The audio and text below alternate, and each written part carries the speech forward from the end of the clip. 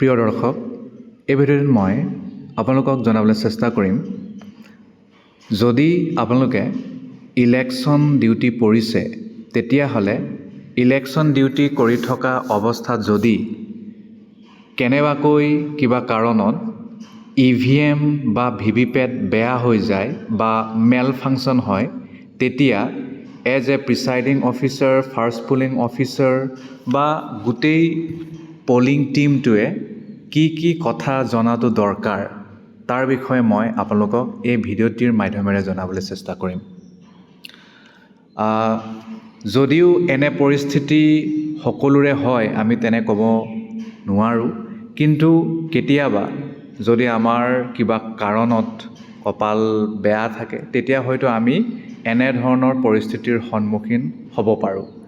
গতিকে তেনে পৰিস্থিতিত যাতে আমি ধৈৰ্য সহকাৰে নিজৰ কামখিনি কৰিব পাৰোঁ, কোনো ধৰণৰ প্ৰেছাৰ নলৈ যাতে কৰিব পাৰোঁ, তাৰ বাবে মই এই ভিডিঅ'টো বনাইছোঁ। আৰু এনে পৰিস্থিতি নহ'বই বুলি আপুনি ক'ব নোৱাৰে আৰু হ'বই বুলিও আপুনি ক'ব নোৱাৰে। আৰু যেতিয়া আমি ট্ৰেইনিং লওঁ প্ৰিচাইডিং অফিচাৰ হিচাপে বা first polling, second polling, third polling, তেতিয়া মেচিন বেয়া হোৱাৰ বিষয়েও আমাক ট্ৰেইনিঙত কোৱা হয়। কিন্তু ট্ৰেইনিং লোৱাৰ পিছতো আমি বহুবাৰ এনে পৰিস্থিতিৰ সন্মুখীন প্ৰথমবাৰৰ বাবে যেতিয়া হওঁ তেতিয়া বৰ দুমোজাত পৰোঁ। হয়তো আমাৰ সেইটো সময়ত ইমানেই প্ৰেছাৰ থাকে যে আমি সেই জনা কামটো কৰিবলৈ পাহৰি থাকোঁ বা আমাৰ বেমেজালি হয়, কনফিউজন হয়, কি কৰিম, কোনটো কৰিম, তেনেকুৱা পৰিস্থিতি হয়। গতিকে সেইবোৰ একো নহ'বলৈ হ'লে এই ভিডিঅ'টোৱে নিশ্চয় আপোনালোকক সহায় কৰিব। প্ৰথম কথাটোৱে হ'ল যে আপোনালোকে যেতিয়া ডিউটিলৈ যাব একেবাৰে কাম মাইণ্ড ছেট লৈ যাব লাগিব। আপুনি কোনো ধৰণৰ খৰখেদা কৰাৰ প্ৰয়োজন নাই। যেতিয়াই কিবা এটা বস্তু মেল ফাংচন হ'ব তাতো দেখাই দিব, দেখাই দিয়াৰ লগে লগে আপোনালোকে কিছুমান কাম কৰিব লাগে, মই সেইটো কৈ দিম আৰু সেইটো আপোনালোকে ফ'ল' কৰিলে হ'ব। ইয়াৰ বাহিৰে ইলেকশ্যন কমিশ্যন অফ ইণ্ডিয়াৰ যি ৰুলছ আছে সেই ৰুলছসমূহ আপোনালোকে এবাৰ প্ৰিচাইডিং অফিচাৰৰ যি হেণ্ডবুক আছে তাৰ পৰাও এবাৰ চাই ল'ব পাৰে। মই তাৰ পৰাই বস্তুবোৰ কৈছোঁ।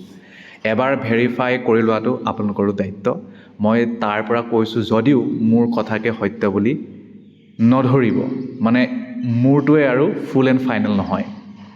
অ'কে, প্ৰথমে মই কৈ লৈছোঁ যে কি কথা আমি যেতিয়া সেই EVM বা VVPATটো পাওঁ তাৰপিছত আমি কেইটামান কথা খুব গুৰুত্ব সহকাৰে ল'ব লাগে।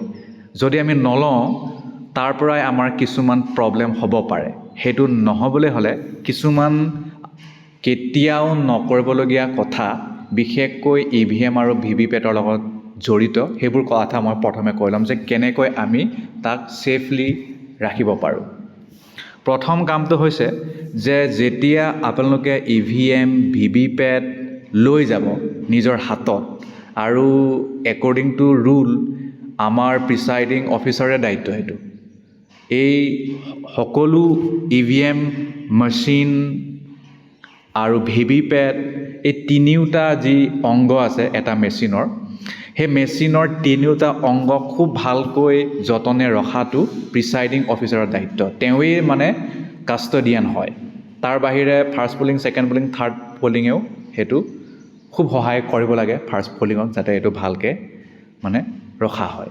যেতিয়া আপোনালোকে বস্তুটো ৰিচিভ কৰিব, চব বস্তুটো ৰিচিভ কৰাৰ পিছত চব অ'কে পালে, অ'কে পোৱাৰ পিছত আপোনালোকে যেতিয়া মেচিনটোক লৈ নিজৰ পুলিং ষ্টেচনলৈ, এছাইন পুলিং ষ্টেচনলৈ ৰাওনা হ'ব, সেইটো সময়ত গাড়ীত উঠাওঁতে বা খোজকাঢ়ি নিওঁতে বা পুলিং কেন্দ্ৰৰ ভিতৰলৈ নিওঁতে সেইটো সময়ত কিন্তু কেতিয়াও VVPATটোক অকল VVPATে নহয়, মই বিশেষকৈ VVPATৰ কথা কৈছোঁ কাৰণ VVPATত সেই পেপাৰ ৰোলটো থাকে যিটোৰ দ্বাৰা ৰিচিপ্ট কাট খাব। গতিকে সেই পেপাৰ ৰোলটো যদি আপোনালোকে বেছি হিলাই নিয়ে, বেছি যদি চেক কৰে তেতিয়াহ'লে বা এনেকুৱা ধৰণৰ যিকোনো ধৰণে আপোনালোকে নিছে, কোনো ধৰণৰ কেয়াৰ নাই কৰা, ভালকৈ নিয়া নাই, তেতিয়াহ'লে কিন্তু সেইটো বা ক'ৰবাত পৰি গৈছে তেতিয়াহ'লে কিন্তু সেইটো দিগদাৰ হ'ব। তেতিয়া কি হ'ব, সেই পেপাৰ ৰোলটো খেলিমেলি হ'ব আৰু আপোনালোকৰ সেই পেপাৰ ৰিচিপ্টটো কাটে নাখাব। মানে যিটো ভিভিপেট স্লিপ বুলি কওঁ আমি, সেইটো কাটেই নাখাব, কাৰণ সেইটো মানে ডিছলকেট হৈ যাব।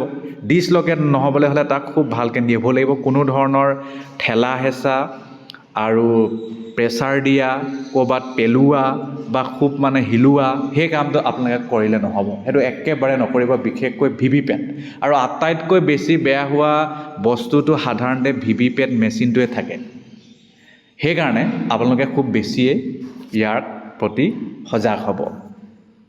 আৰু যি ইয়াৰ কেবুল থাকে, সেই গোটেই আমাৰ যিটো ছেটটো EVM ছেটটো, বিশেষকৈ BU আৰু ভিভিপেট এই দুটা মেচিনৰে কেবুল থাকে, সেই কেবুলক খুব টানকৈ মানে টানাটানি নকৰিব বা বেকাবেকি নকৰিব, আৰু খুব জোৰকৈ ভৰাইছে খুব জোৰকৈ মানে উলিয়াইছে সেইবোৰো নকৰিব। আৰু এটা খুব গুৰুত্বপূৰ্ণ কথা, খুব বেছি ৰ'দ পৰা ঠাইত কিন্তু নেৰাখিব। এইটো চাগে ট্ৰেইনিঙতো কৈছে আপোনালোকক, খুব বেছি যদি ৰ'দ পৰা ঠাই, খুব বেছি পোহৰ পৰা ঠাই, খুব বেছি বৰষুণ বা পানী বা যিকোনো ধৰণৰ এনেকুৱা য'ত মানে নকাৰাত্মক প্ৰভাৱ পৰিব পাৰে, সেইটো মানে কামটো নকৰিব, কাৰণ সেইটো এটা বহুত মানে স্পৰ্শকাতৰ মেচিন হয়, বহুত ভালনাৰেবল মেচিন হয়। যদি অলপো খেলিমেলি হৈ যায়, ই মানে নিজৰ কামটো ভালকৈ কৰিব নোৱাৰিব। গতিকে আটাইতকৈ ডাঙৰ গুৰুত্বপূৰ্ণ কথাটো হৈছে যে ছানলাইটৰ পোহৰত আহিব নিদিব, আৰু ৱেট এৰিয়াও বেছি নহ'ব, পানী থকা ঠাইত যে নিনিবই। আৰু ভিভিপেট যদি কেনেবাকৈ পানী লাগে, সি কাম কৰা বন্ধ হৈ যাব। অকল ভিভিপেটে নহয়, গোটেইকেইটা, বিশেষকৈ মই ভিভিপেটৰ কথা কৈছোঁ কাৰণ সেইটো আটাইতকৈ বেছি বেয়া হয়।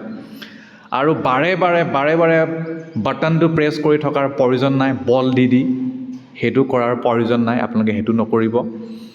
আৰু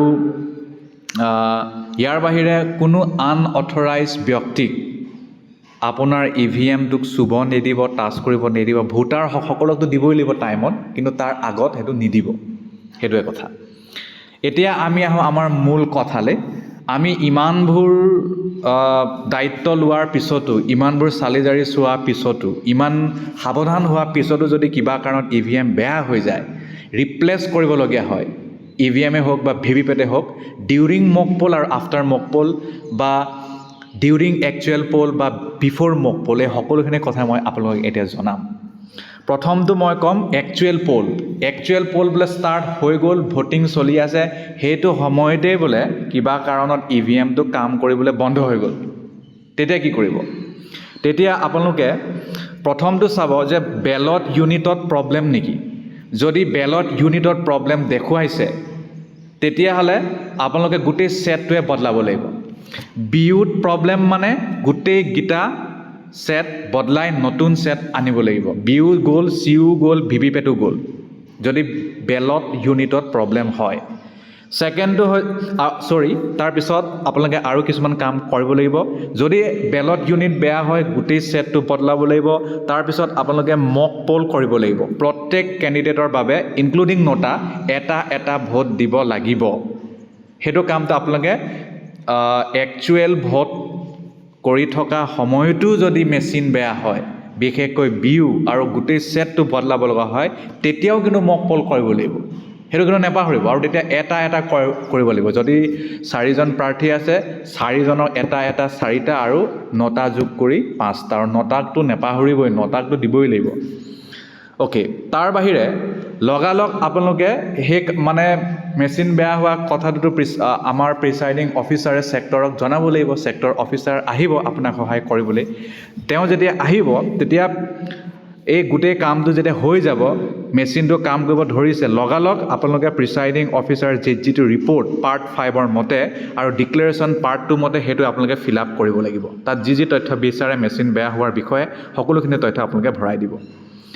অ'কে, ইয়াৰ পিছত কণ্ট্ৰল ইউনিটে বোলে বেয়া হৈ থাকিলে, মই ইয়াত কৈ দিছোঁ, সাধাৰণতে বেলট ইউনিট আৰু CU, যাক আমি EVM মেচিন বুলি কওঁ, এই দুটা ইউনিট সাধাৰণতে বেয়া নহয়, খুব কম হয়, কিন্তু ক'বতো নোৱাৰি। কণ্ট্ৰল ইউনিট যদি প্ৰব্লেম হয়, তেতিয়াও কিন্তু গোটেই ছেটটো বদলাব লাগিব।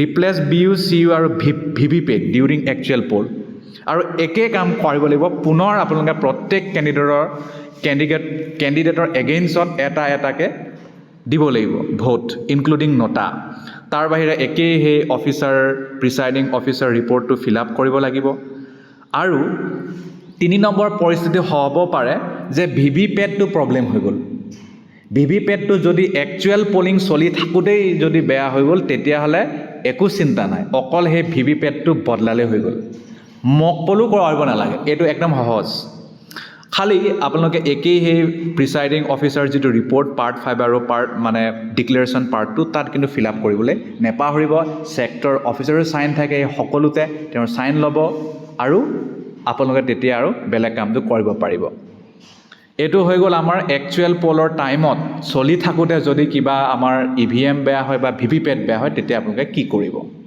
এইটো হৈ গ'ল নেক্সটটো যাম আৰু এটা থাকি গ'ল ক'বলৈ যে যদি চিউৰ বেটেৰী প্ৰব্লেম হয় বোলে বেটেৰীটো ডাউন দেখুৱাইছে বেটেৰী ল' দেখুৱাইছে তেতিয়া আপোনালোকে বেটেৰী পেকটো বদলাব লাগিব আৰু বেটেৰী পেকটো যেতিয়া বদলাব তেতিয়া আপোনালোকে পুনৰ কিন্তু এড্ৰেছ টেগ দি সিল কৰিব লাগিব আগৰ পৰা সিল কৰা থাকে সেইটো সিলটো খুলিব লাগিব আৰু যেতিয়া আপোনালোকে নতুনকৈ পুনৰ চিউৰ বেটেৰী চেঞ্জ কৰিলে তেতিয়াতো আৰু কাম কৰিব লাগিব সেইটো কাম কৰি যোৱাৰ পিছত আৰু এড্ৰেছ টেগটো লগাই পুনৰ সিল কৰিব লাগিব আৰু প্ৰিচাইডিং অফিচাৰ যিটো ৰিপৰ্ট পাৰ্ট 2 তাত আপোনালোকে ফিল আপ কৰিব লাগিব আৰু এই সকলো কাম আপোনালোকে ছেক্টৰ অফিচাৰৰ লগতহে কৰিব অকলে কৰা কাম এইটো নহয় তাৰ বাহিৰে মক পলৰ টাইমত যদি ইভিএম বেয়া হয় তেতিয়া কি কৰিব যদি মক পল চলি আছে মক পল চলি থাকোঁতে যদি ইভিএমৰ যিকোনো পাৰ্ট এটা বেয়া হ'ল তেতিয়াহ'লে মাত্ৰ সেই বেয়া পাৰ্টটো বদলালে হৈ যাব যেনে বিউ প্ৰব্লেম হ'ল মক পল চলি থাকোঁতে বিউটো বদলাই দিয়ক চিউ প্ৰব্লেম হ'ল মক পল চলি থাকোঁতে চিউটো বদলাই দিয়ক ভিভিপেটটো প্ৰব্লেম হ'ল আমাৰ মক পল কৰি থকা সময়ত তেতিয়াহ'লে ভিভিপেটটো বদলাই দিব লাগিব ইমানেই কাম আপোনালোকে কৰিব লাগিব আৰু যদি মক পলটো কমপ্লিট নহ'ল যেতিয়া মানে সেই মেচিনটো বেয়া হৈ গ'ল তেতিয়াহ'লে পুনৰ আপোনালোকে মক পলটো কৰিব লাগিব ৰিপ্লেচমেণ্টটো কৰাৰ পিছত এইটো হৈছে মক পলৰ কথা মক পলত অলপমান বেলেগ হয় খেলটো আৰু একচুৱেল পলত অলপ বেলেগ হয় মইতো আপোনালোকক ভালকৈ দেখাই দিলোঁ বাকী সকলোতে একেই প্ৰিচাইডিং অফিচাৰ যিটো ৰিপৰ্ট পাৰ্ট 4 তাততো ভৰাবই লাগিব আৰু এটা কথা যদি মক পল কৰি থাকোঁতে যদি মেচিন বেয়া হয় তেতিয়া ছেক্টৰ অফিচাৰটো থাকিবই তেওঁ আপোনাক যোগান ধৰিব তেওঁক আপোনালোকে জনাই দিয়াৰ পিছত তেওঁলোক গুচি আহিব আৰু তেওঁৰ চাইনটো লাগিব প্ৰিচাইডিং অফিচাৰ যিটো ৰিপৰ্ট ডায়েৰী তাৰ বাহিৰে ছেক্টৰ অফিচাৰে সেইটো লৈ যাব ডিফেক্টিভ ইউনিটটো ডিউৰিং আমাৰ মক পল একচুৱেল পলৰ সময় যদি বেয়া হয় তেওঁ সেইটো নিনিয়ে সেইটো আপুনি নিজে নিব লাগিব কাৰণ তাততো মেচিন মানে সেই মেচিনতো বহুত ৰেকৰ্ডেড হৈ আছে সেইটোতো কাউণ্ট হ'ব সেইকাৰণে সেইটো আপুনি নিব লাগিব সেইটো কথা যদি মইতো কৈছোঁ আপোনালোকে এবাৰ সুধি ল'ব আপোনালোকৰ নিৰ্দিষ্ট মাষ্টাৰ ট্ৰেইনাৰ হ'ব পাৰে চিফ ইলেক্টৰেল অফিচাৰ হ'ব পাৰে ইলেকশ্যন অফিচাৰ হ'ব পাৰে যিয়ে নহওক আপোনালোকে সেইটো সুধি ল'ব অ'কে আৰু যেতিয়া ইভিএম বেয়া হয় ভোটিং চলি থকা সময়ত একচুৱেল ভোটিং দেই মক পলৰ কথা কোৱা নাই তেতিয়াতো আৰু আপোনালোকে লগালগ আৰু ভোটিংটো ৰখাই দিয়ক ভোটিংটো ৰখাই য'ত যি কৰিব লগা আছে মই ক'লোৱে আপোনালোকে সেইটো কৰিব আৰু সাধাৰণতে ভিভিপেট বেয়া হ'লে মই কৈছিলোঁ যে মক পল কৰা নহয় কাৰণ তাত ভিভিপেটত কোনো ধৰণৰ মানে ভোট সাধাৰণতে ৰেকৰ্ড নহয় চিউতে হয় সেইটো কথা আৰু বিশেষ কথা নাই মেক্সিমাম কেছত ভিভিপেটে বেয়া হয় লাগিলে সেয়া মক পলেই হওক একচুৱেল পলেই হওক কিন্তু ক'ব নোৱাৰি যদি কিবা কাৰণত বোলে তেনেকুৱা পৰিস্থিতি আপোনালোকে সন্মুখীন হ'বলগীয়া হৈছে তেতিয়াহ'লে ভয় নাখাব এই ৰুলসমূহ মনত ৰাখিব পুনৰ প্ৰিচাইডিং অফিচাৰ গাইডবুক সেইটো পঢ়িব আপোনাৰ ছেক্টৰ অফিচাৰক জনাব নহ'লে ট্ৰেইনিঙতে বস্তুবোৰ ক্লিয়াৰ হৈ ল'ব ইমানেই কথা